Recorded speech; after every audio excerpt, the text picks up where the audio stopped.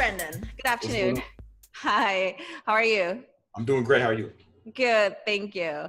So thank you so much for joining me this afternoon here in New York City. So my name is Lila, I'm from Fitness City, and today we have with us Brendan Carter. So I'm just gonna take a minute to introduce you a little bit, tell our audience a little bit who you are. So Brendan is a fitness model, trainer, nutritionist, best-selling author, social media celebrity, literally reaches millions of people around the world, and also an entrepreneur, I should say, owner of a supplement company based here in New York. Yeah. So welcome. Thanks for Doing great joining. being here. Thank you so much. Thank you. So let me start by saying like how I got to know you. So at Fitnessity, you use one of our tests, I think, for body fat. And Yeah. so Did one thing DEXA that scan. yeah. So one thing that I do like every month at the end, I just look at a report of the results. And so I was doing it, I think, in April, and then I saw something, a little bit. I was like, hopefully this is not a reporting error. And so I went there and I looked, and it was your results. And the reason why I said that, because it was really low, like way below everything that I've probably seen very like in the recent months or years. Nice. So yeah. And then I went there and I looked at the full report, and it's actually like really, really low. So you barely have any fat.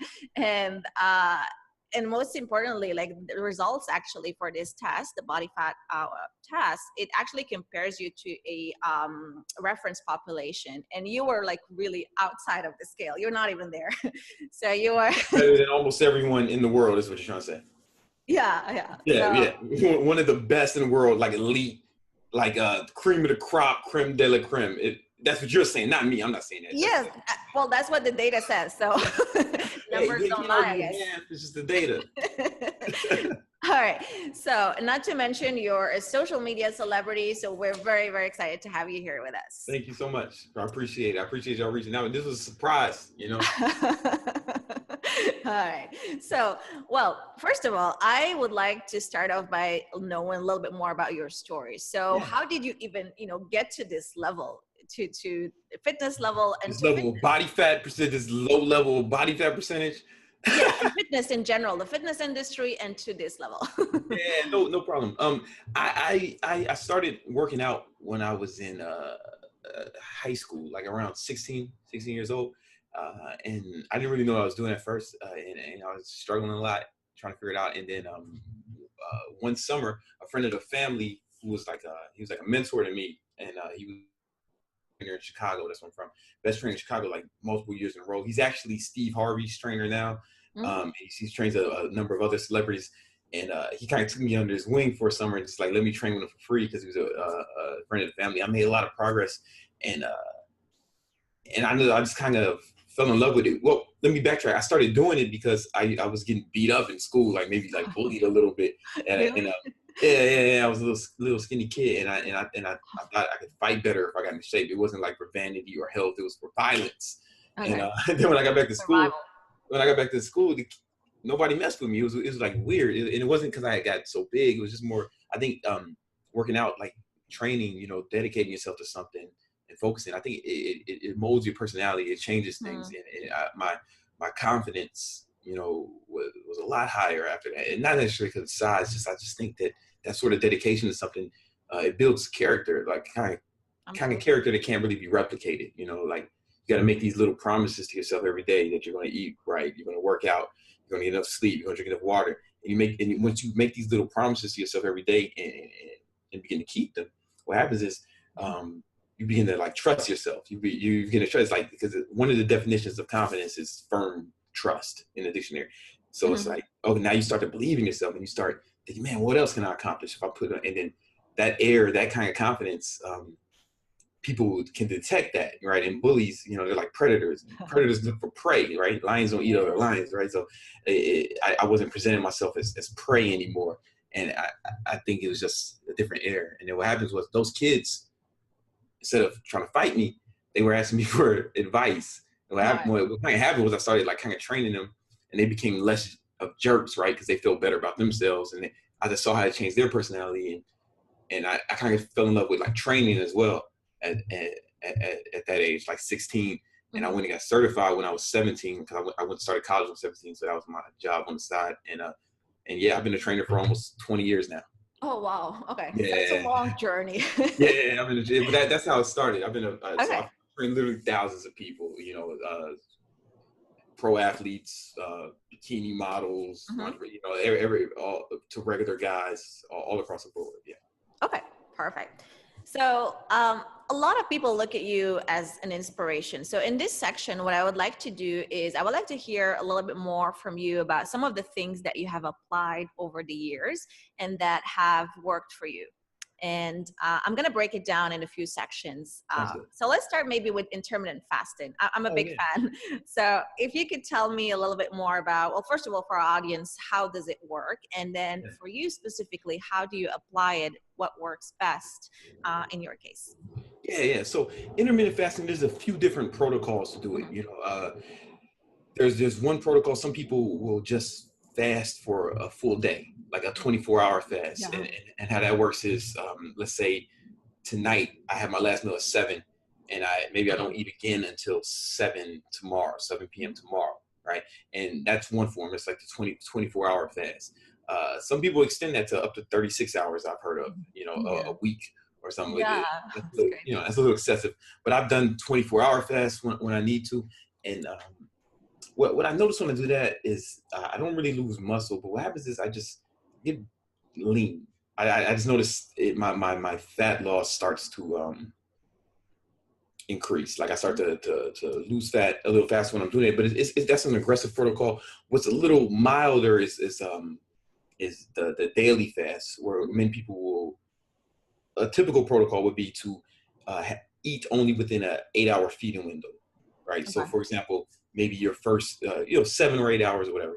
So maybe if you don't you wake up, you don't eat anything with calories until 2 or 3, right? And then you have your last meal at 10 or 11, right? Something like that. That There's a kind of window. And yeah, the feeding window, and people do that daily. And a lot of people have success with that. And I guess I can go into how it works. It does a number of things. For one, your body runs off glycogen or glucose, right? And when you're fast that long, you use up all your glucose, right? Or a lot of it, right? And your body has no choice but to dip into its fat reserves for energy. So that's one of the things. But also it makes you more insulin sensitive. Insulin is an anabolic hormone, right? So it's good for building more insulin, the more muscle you'll build. But also, insulin is indiscriminately anabolic, right? So basically, when you get a flush of insulin in your body, it'll grow your muscle cells, but also grow your fat cells as well. It's like the opposite of testosterone, which testosterone only grows muscle, and it's detrimental to fat cells. Does that make sense? Yes. So when you're more insulin sensitive, your body uses insulin a lot more efficiently, right? The problem comes with most people when they're eating all day, especially a lot of like high carbohydrates or even like too much protein. What happens is that those nutrients are converted into glucose, and when your glucose levels go above 110 in your blood, you have an insulin spike. And when the insulin is spiked, you're actually your body's not in like a fat burning mode. Your body doesn't want to burn fat. Now, however, you'll still burn more calories. Even if that's happening, if your calories are lower, if you're burning more calories than you consume, you can still lose fat. And this is probably where daily intermittent fasting has its biggest benefits, is because it's harder to eat too much in that 8-hour window. Yeah. Right. It almost automatically puts you in a deficit unless you're eating like crazy food during that time. Yeah. And that's short window. So I did both forms of intermittent fasting. I didn't do I did the daily intermittent fasting with the 7, 8, or 9-hour window. I wasn't too strict about it, but around that hour window, I did that every day for about 3 years straight. Wow. And when I was really trying to get cut for something, what I would do is I would do one 24-hour fast in addition to that per week. Okay, that's for a photo shoot or something. Yeah, if I have to get Okay. when I'm really put my foot on the gas. Yeah. Okay, got it. Perfect. That's great. And now, same question for something else, keto diet. So, I know there are a lot of ways of doing it, cyclical, targeted. So, what is your take on it? How do you apply it if you do? And just, tell us more. Well, it's intermittent fasting kind of led me down the path to keto. I've been doing keto for over 2 years now. Mm-hmm. And initially, I was doing intermittent fasting, and I was just kind of just focusing on my calories and the macros. The macronutrient ratio wasn't a big deal to me. Mm-hmm. But you know, I'm older now. I'm like 35, and I'm not like 35. I'm exactly. And I went for just a routine checkup for my insurance, and they said my cholesterol was actually like really high, like so Oh, much so that they wanted to put me on statins, you know, statin drugs, and that was, you know, I have a history of that in my family, you know, so it's hereditary, but I didn't want to go on those drugs because they have a lot of side effects, yeah. dementia, lower testosterone, just a ton of the side effects that Yeah.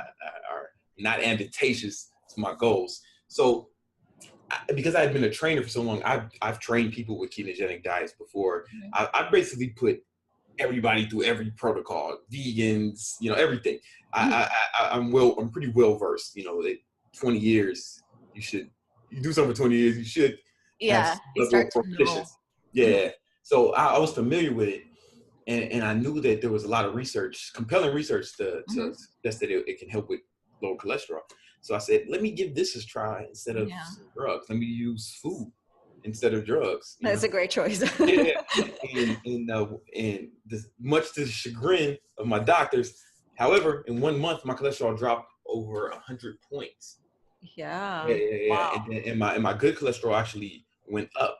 The HDL Yeah, HDL, but and the LDL went down. yeah, Oh, yeah. wow. But what's even better was I just noticed I initially it sucked like the first 2 weeks. It felt weird, you know. But Yeah, yeah. but then, you know, after I got used to it, your body acclimates to the ketogenic diet, Yeah. and I just had so much more energy. I had so much energy. My skin was clear. It seemed like I didn't need as much sleep. Like I used to have to like try to get 9 hours of sleep. Now I'm fine. I'm like literally fine with 5 or 6. It's weird.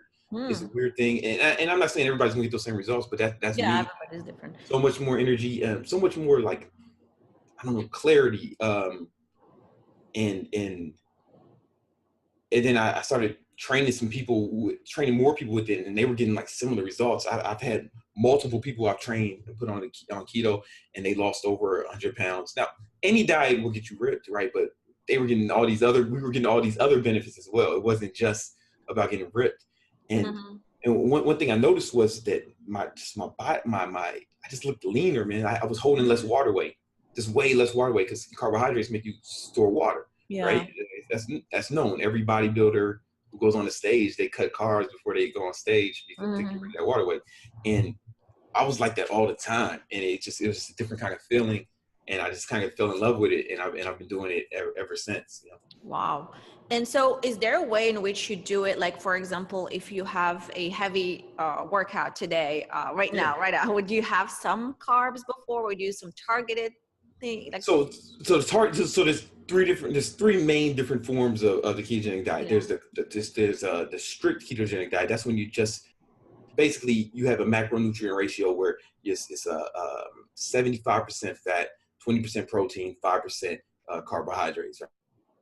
Now that's just, you do that all the time. That's strict ketogenic diet. Hmm. If you do and the targeted ketogenic diet, what you're referring to, is Hmm. a lot of athletes. This is like what like athletes do this. You know, when they're on keto, they'll have maybe 40 to 50 grams, kind of depending on your body weight, of fast digesting carbohydrates, Hmm. 30 minutes before the workout, to give some just a little more oomph, you know, Yeah. more energy, and potentially some people will have some after as well to help with recovery. Hmm. Potentially, some people do that.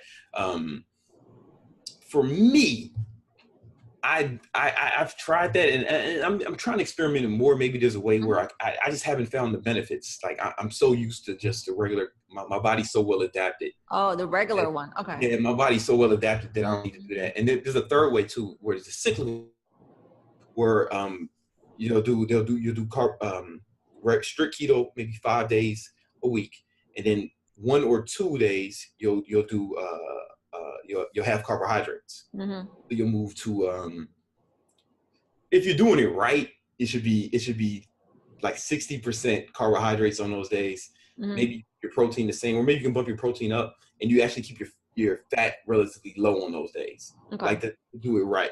One of the problems with that is I start to feel lethargic on those days. You know, you eat a big meal and Yeah. tired. With carbs, yeah. Yeah, and I really think that carbohydrates have a lot to do with that. And what it comes is from the insulin spike, right? Yeah. The insulin spike, that's what causes the food coma or the crash after you eat.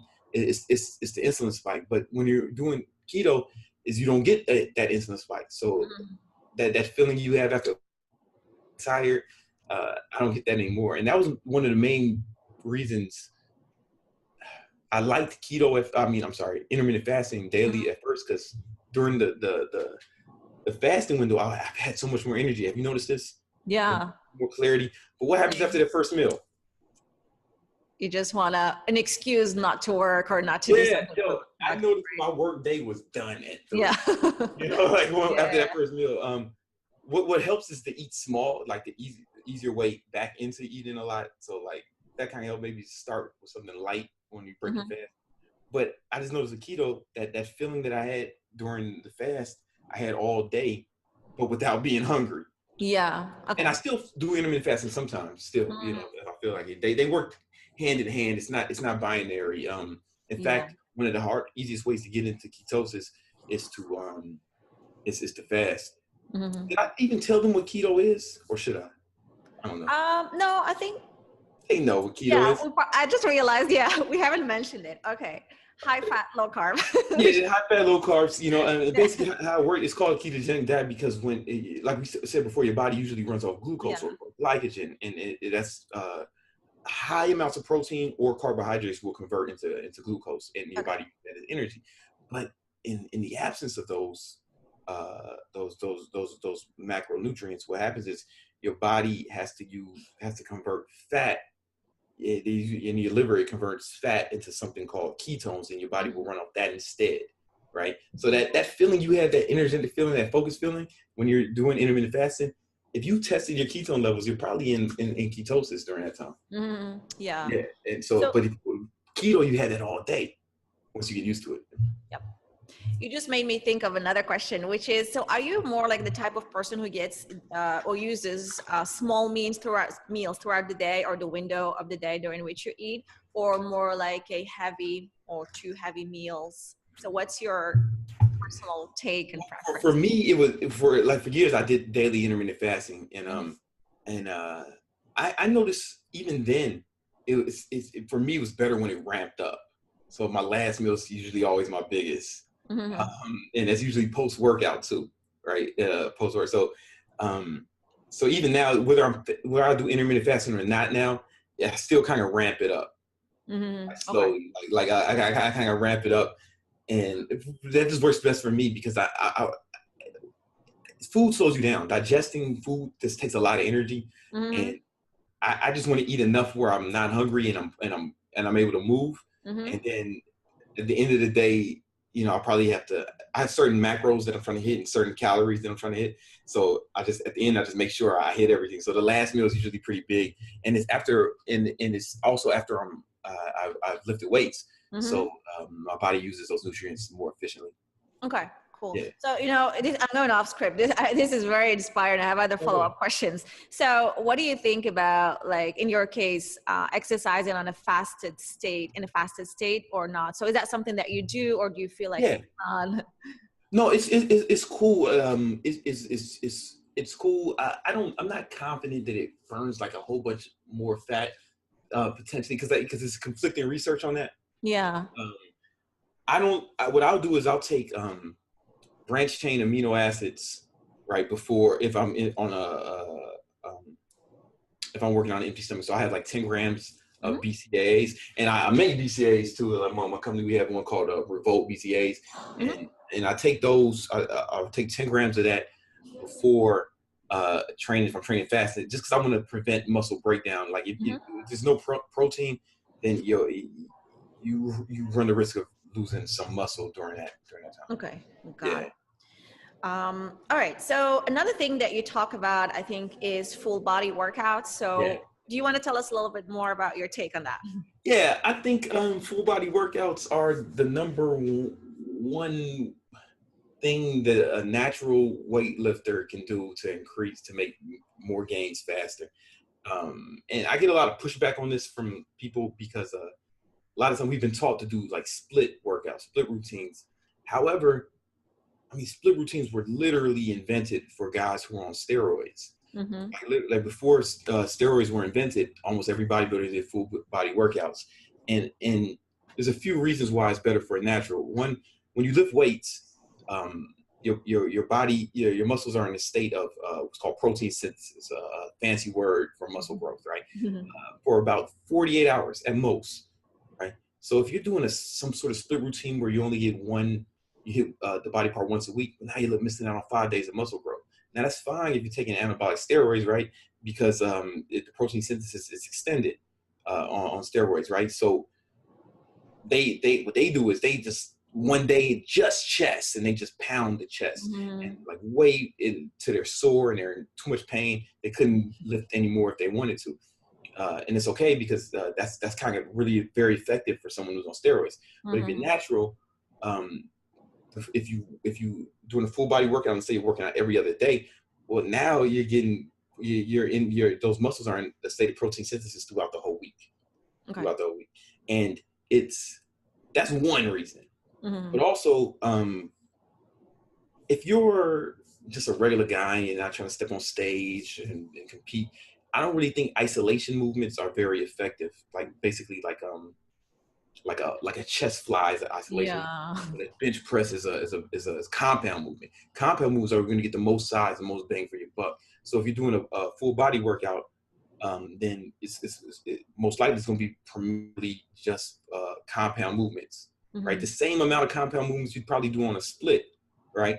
It's just you're not fatiguing the muscle extra with all these extra isolation movements. And they're so much more effective for building size. It almost makes other stuff just not worth it. So now, not only am I getting more volume throughout the week, I'm hitting the more times. I'm doing bench press. Like if I wanted to grow my chest, for example, I'm hitting bench press 3 or 4 times a week instead of once, right? Even if you're doing a split routine, you're probably only doing bench once, but then you're doing flies and pec decks and all this other stuff that I don't really think that it's that effective. But you're getting the most effective workouts more frequently. And yeah, like I can go deep into that, but honestly, I really think that's it's just way either a full body or you can do upper lower split, like do the upper body, lower body every other day. I have yet to put someone, 20 years of training, I've yet to put someone through that who was doing a split before and not have them get better results. I'm sure there's individual variants, like some people, obviously, but just in my experience, on average, nothing's set in stone, right? Everyone's different. I know. Some people can eat, there's a guy watching this who probably would die if he ate a peanut, right? So we're all different, but on average, this has been my experience training thousands of people. That's a perfect actually transition to my next question, because I want to ask you about experiments. I'm a big fan of experiments. Like I love measuring everything I can, like not just body fat, but also glucose, cholesterol, and just see what happens. It's just sort of like, something I like to do. So I know you do a lot of that. I mean, you've done it over the years for many years. So could you walk us through, for someone who's just, starting, so how do you run an experiment, so to speak? So how do you actually know that something works? How do you set it up, and how does it work? Okay, so this is the only thing that works for everyone, is to actually start tracking things, like measuring things. So you want to have us be weighing yourself, have a workout and nutrition log, whether that's on your phone or something, but you want to log everything you eat and log all your training, right? And then on a weekly basis, or maybe even a daily basis, you might want to weigh yourself, right? And just and then see what happens, to see what the trends are. And then maybe once a week, I like to take my measurements. Tape measurements, or tape measurements, right? To really see, and you won't see too crazy progress from week to week, but after a few months of this, you should be able to see trends, right? And then if things are if you're making progress, you'll know why. You can go back and look at the log. You can go back and look at the training and nutrition log, and you should be just tracking everything you're doing. I was like, okay, cool. And if it's not working, then you can go back in the log and see, oh yeah, maybe I was eating those cookies and cakes on Thursday. Like Yeah. it kind of shows you what's working and what's not, and then you can make adjustments accordingly. And then, I mean, that's the best. That's what you do. You Yeah. pick a measure, then pick whatever variables you are doing and track those variables, and then look at the results and make the adjustments based on the results you get. No, absolutely. At some point you start to see patterns, and then you learn something new about yourself. Yeah.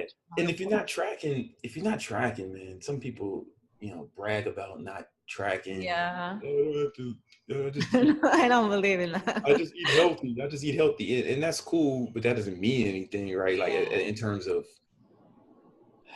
I mean, You're eat missing healthy. out a lot if you don't. Yeah, you're just missing all the data. It'd be like if I didn't track my expenses in my business, or I wasn't doing the accounting. No, man, we just spend wisely.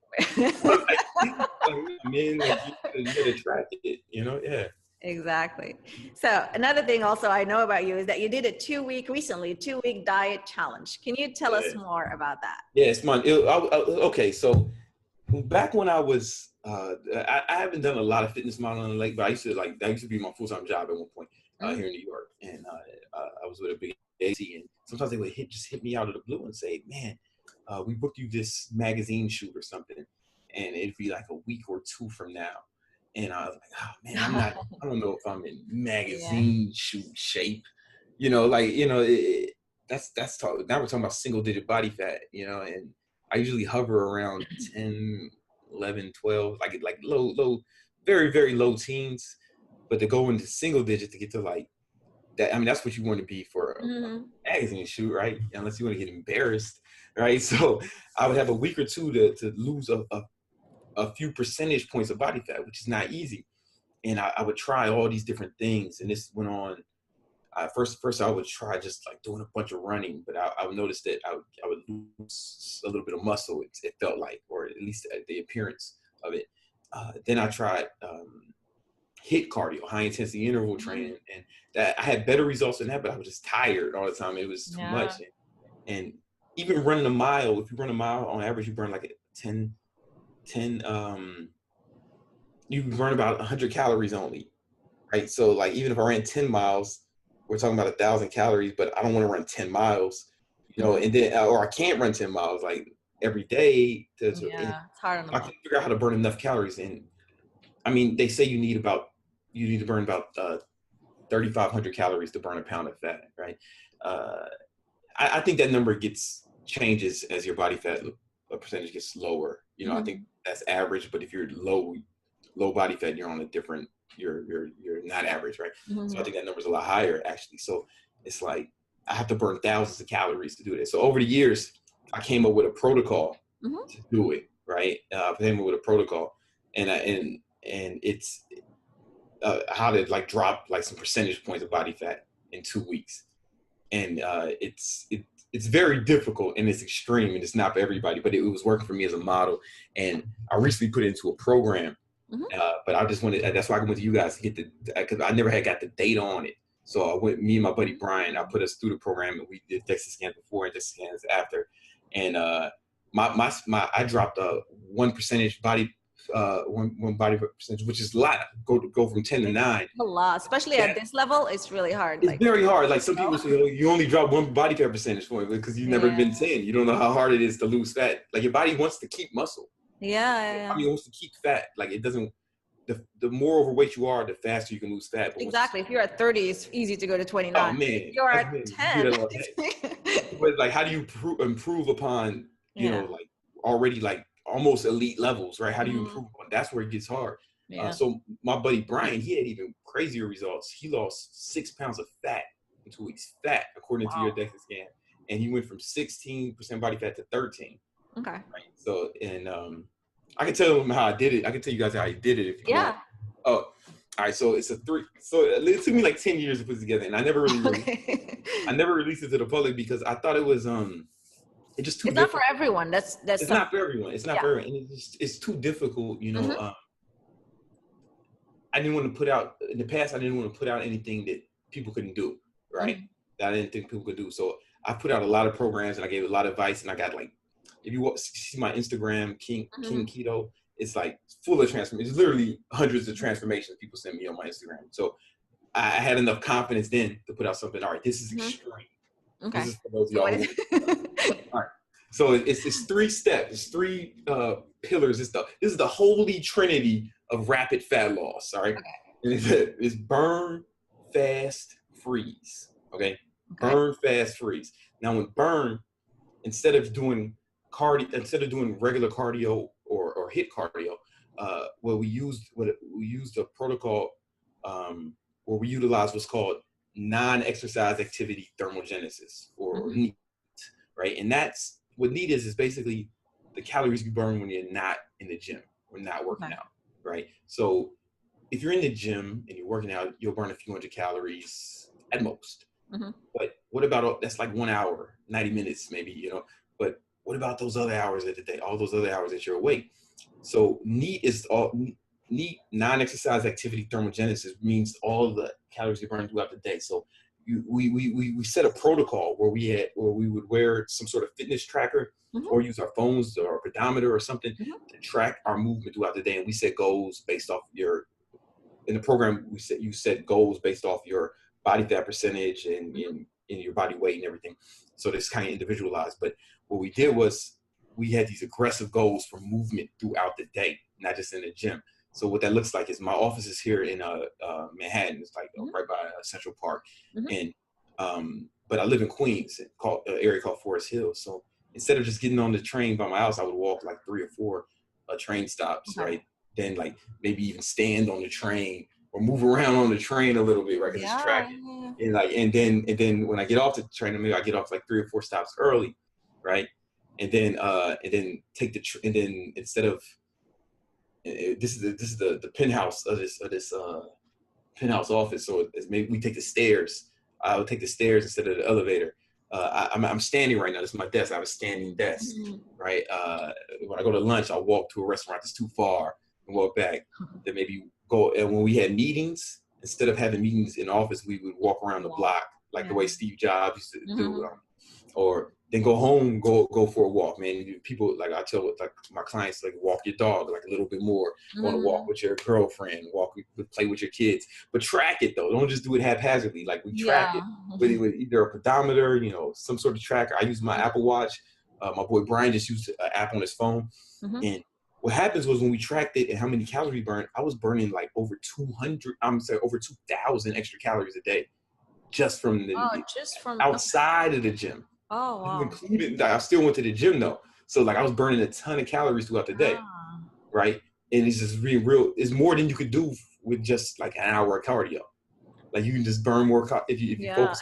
And it's natural and healthy. I mean, that's how our ancestors used to live. Yeah, and you have an Apple Watch, right? I just saw you have an Apple Watch, right? So so it just comes. I would use this app right here. This is where we work out. Yeah. And I would just track it, and this tells you how many, and this one tells you how many steps you took each day. And the stairs also, I think. Yeah. So I set like an aggressive goal for steps based off my body fat, and it's just aggressive, and it tracked it'll track your calories too, and I just went really hard, and so that's burn. So that we're already like burning 2,000 extra calories a day. Then it was fast. So we didn't use intermittent fasting. We used an extreme version. 2 week fast? 2 weeks of intermittent fasting. No. We did. I used a diet called the protein sparing modified fast. It's really great. It's like an extreme version of keto. It's next level. But it was developed by doctors like in 1970 when they had obese patients and they needed an operation. Well, they got to lose some weight before they get to the operation, right? Or there's a lot of complications, or so they would put them on this. And in the initial studies, man, the patients lost like 30 pounds of fat in like 2 weeks. But what was notable is they didn't lose any muscle, right? That's why it's called the protein sparing modified fast. So it mimics the effects of fasting, but it mimics the effects of long-term fasting while sparing the muscle. The problem is it's like very difficult to adhere to. Like this is the hardest part. It is awful. How do you do that? It's awful. All right. So basically you set the macros up based it's really only one macro, right? You set it up, basically you set a protein goal for based off your body weight and your body fat percentage. And you try to hit that, you hit that protein goal every day, and that's it.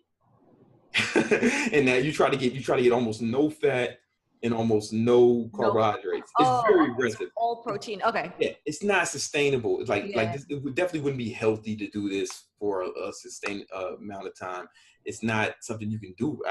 But see, my thing is,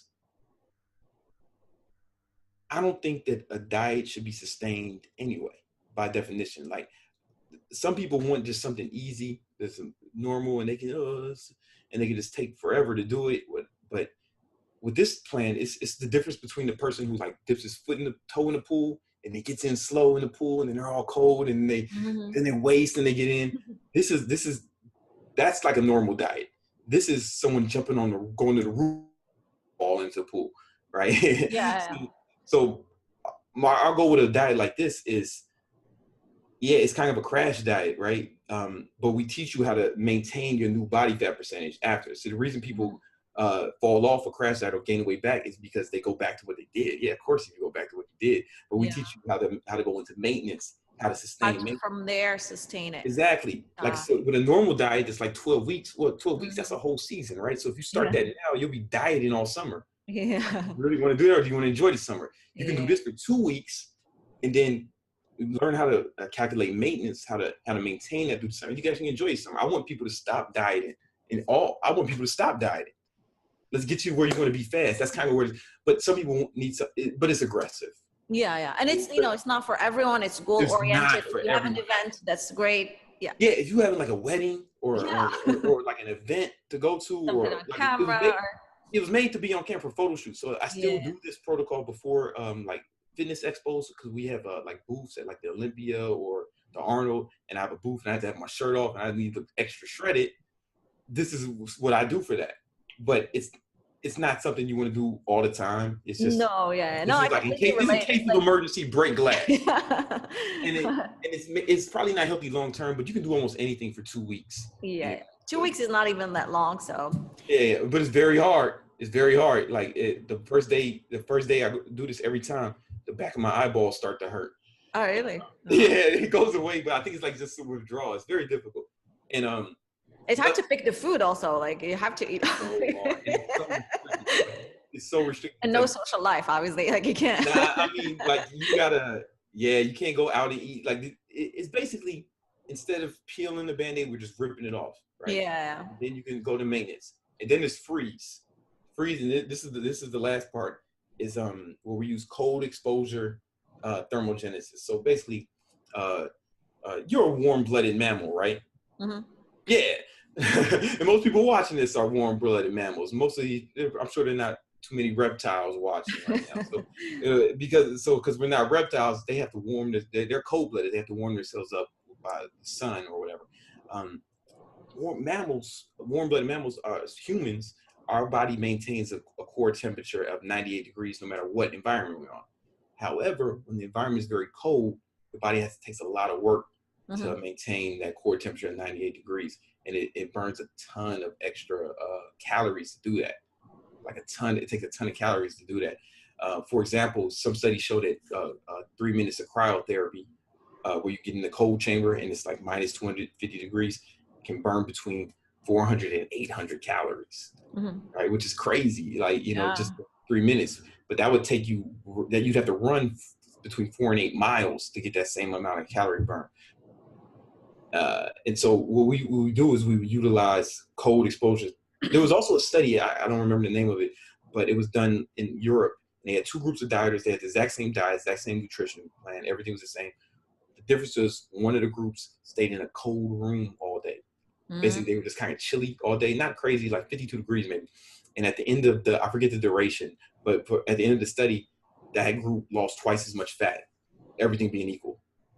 Just because your body has to work really hard to maintain that core temperature at 98 degrees. So we take advantage of that with the freeze part by doing either ice baths or cold therapy twice a day. And then even in my office, I keep it cold in here. I would keep it cold just so almost like Okay. shivering a little bit. Like it's painful. But Yeah. I mean, But you your go. body has to work hard. Yeah, it's hard to track. No one, I don't know. I don't know exactly how much extra calories my body's expending doing this, but I know it's not nothing, right? Yeah. And yeah, all three of these combined, Hmm. you get the results like you said. What did you say? The results are like the top ever in the galaxy. Yeah, I know. Like better than almost all humans is what you told me. Yeah, and you did it Yeah, between two scans. Like your manager, I guess, did it between two tests, right? yeah. I did. You did one at the beginning, one at the end. Yeah, Oh, okay. Wow. So, yeah. all right. So we have just a little bit of time left. I want to talk about the supplements because you're an Oh, entrepreneur, before we do, obviously. do you want to know more? The program is on sale Oh, now. oh, oh, oh. That's. Oh, yeah, yeah, This week, go to Terminator, Terminator 2week.com. yeah. Okay. Terminator 2 week, you want with the two or the number Terminator 2week.com. This week only, we're giving away $1,000 worth of bonuses, and it has I'm so confident it's a double your money back guarantee. If you get the program, try for 2 weeks, doesn't work, just show me your training log and stuff.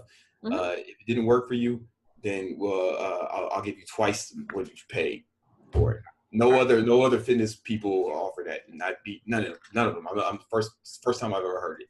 And it's based on experience. So Yeah, years. it's like I just know it'll work if you actually do it, but I also know most people won't do it, so you probably shouldn't. You probably actually shouldn't buy it unless you're like really hardcore. Yeah. All right. So one last thing about your about supplements. So you have a supplement company. You're a fitness entrepreneur. So tell us more about it very quickly, and also like what is your take on that, and what's your advice on someone who is new to supplements? Yeah. So I think when it comes to like getting the shape you want, getting the body you want, supplements are. This is our own supplement company, right? It's literally the last thing that you should worry about. Like, I mean, it's not important. It's not negligible either, right? So I think your diet's most important. That's like the foundation. Then once you have that, then you're training. That's the next thing. And then supplements, right? But unless your diet and training is on point, I don't think supplements will have much. It won't help that much. You can't take that shortcut, right? It's not a shortcut. Like it won't do the work for you, but they can help you put in the work. Like, Okay. For example, we have a fat burner, right? It's called a fat burner, but I don't even know if that's the real what you should call it. But what it does do, it helps give you energy when you're in the low calories. Like I couldn't have done this without that diet, with that low calories. It helps give you some energy, but also it's appetite suppressant, so you're not as hungry. All it does is help you diet better. You still have to diet. You know what I'm saying? Like, and it has some things in there that kind of just help with your mood while you're dieting, so you're not so hangry. But calling it a fat burner, I just do it because that's what the industry calls it. Mm-hmm. It's really misleading. It helps you diet better, right? You still have to diet though. Like it's not going to do it for you. Yeah, it's not gonna. So I try to be clear about that with people who buy my stuff. Mm-hmm. Yeah. Perfect. So one more thing. So you obviously inspire a lot of people who follow you. So my question is, what inspires you? What inspires me? I can show you. So like I said, I've been like sometimes it's like hard for me to get up, and I'm already kind of rich, so it's like the money is like not a like I mean like a lot more money won't really help me that much. But it's like I get in my inbox, I get stuff like this kid. Mm-hmm. Like this, I got this today, man. He's 14. He lost 40 pounds. I helped him lose 40 pounds, and I just know what that does for a kid, And another guy, this kid, he did keto, lost a bunch of weight. He did my keto program. It's like I literally get this guy lost 100 pounds. Oh my God. Yeah, I have more of these than I can post on my Instagram, and I don't know, like this. At this point, it's like I care about this stuff, like it's very inspiring to me just because I know what it did to me. So making an impact on people's lives. Yeah, man. I don't know what a stone is, but he lost. Lost a bunch of stones. he said, and this is real. I don't know. Like here's another 140 pounds. This guy lost. Oh, and wow. so, or a guy who built. This guy built a bunch of muscle and he lost fat. Is this when I I can do that all day, right? And like, I Mhm. don't know, that's like if you saw my office, you have 2 walls just lined up with them. And that's what makes me, I don't know, it's just, it's that's how I judge my success. It's like how Mhm. many of those I'm getting, that's how I judge. That's That's what success is to me now. Like, I'm not very like materialistic. Like, so there's not anything I really want to buy. I don't even want a car. Like, I just ride Uber and take the subway, and I prefer that. Mhm. I don't care to dress well. Like, I don't know, like more money wouldn't really like change anything for me right now. It's like, but that like makes me feel. Bringing happiness to people's lives. Yeah.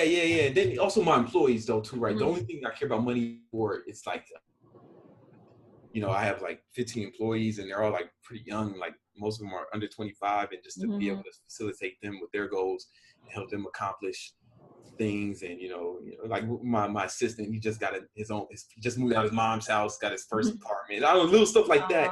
That Aw. like, if I want money, it's like it's more for that, right? Because Okay. I gave him a raise. It's just that kind of stuff is exciting to me. Like, just, I don't know, that's where I'm at now. That is inspiring, actually. Oh, thank you. So, last thing, rapid fire questions, and we're Yeah. gonna close it there. Okay, ready? Mhm. What's your favorite food? Or we can call it cheat meal. I don't like that word, but what's your favorite food? I like when I go to a restaurant, if there's lobster on the menu, I'm probably gonna order it. Okay. And it's almost all protein. And Mhm. then for keto, I dip it in the butter, and I'm good. And I think it's also like a mental thing. I'm definitely compensating for growing up really, really poor. And it's like, oh man, I'm not poor. That's right, I'm not poor. I just ordered a whole lobster. I can't. I don't know. It's a weird thing I It's a got going on in me. psychological It's a satisfaction, like actually. psychological thing. Yeah. Perfect. So, what were you like in high school? Oh man, I was a little skinny, scared kid, man. Like, just scared kid. And I got picked on a lot. And well, like back in Chicago, I used to get robbed, right? Because it was the South Side where I'm from. It was just a very, very awful place to Mhm. grow up. And then my parents sent me to military school, and I used to get picked on there just because kids are jerks. Yeah. Yeah, so it wasn't until I started training when things kind of changed, and I got more confident, and Mhm. yeah, life became better. Yeah. Cool. One more thing. So, what is your favorite book? My favorite book, I think it should be taught in high school, is How to Win Friends and Influence People by Dale Carnegie. Ah, yeah, I have it actually in my home. It's there. Yeah, it's just there. Like I grab it every now and then. Yeah, it's by far I think the best book ever written. Like, Mhm. it's most helpful for anyone. Yeah.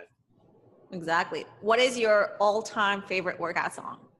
Favorite workout song? I like Power by Kanye West. Oh, okay. Yeah.